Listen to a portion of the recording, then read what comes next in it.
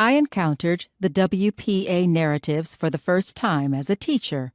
I had been working with a curriculum that used excerpts from some of these narratives to paint a positive picture of slavery. Elderly, roomy-eyed uncles and aunties, the interviewers' words, not mine, who desperately missed the good old days on the plantation, with masters and mistresses who never abused them, fed them well, and taught them about Jesus.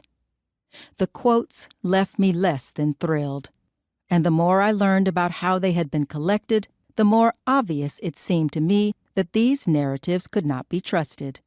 Slave Narratives, A Folk History of Slavery in the United States from Interviews with Former Slaves, is a 17-volume work consisting of over 3,000 interviews collected from the formerly enslaved during the 1930s.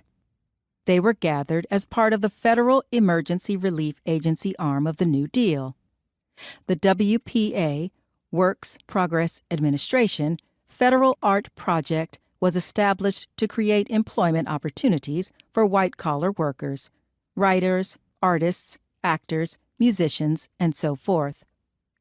These interviews were conducted in Alabama, Arkansas, Florida, Georgia, Mississippi, Maryland, Kentucky, Kansas, Indiana, Oklahoma, Ohio, North and South Carolina, Missouri, Virginia, Texas, and Tennessee.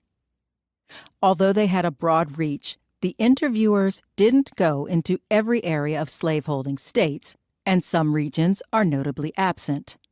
Some states also have many more interviews represented in the project than others. The narratives were mostly collected by middle-class white women who were interviewing black people, most of whom had been children during slavery. Sometimes the interviewers were well-known members of the interviewees' own communities, even relatives of those who had once enslaved them. A great many of those interviewed were living in the abject poverty of the Great Depression, compounded by the racial violence and fraught power dynamics of the Jim Crow era.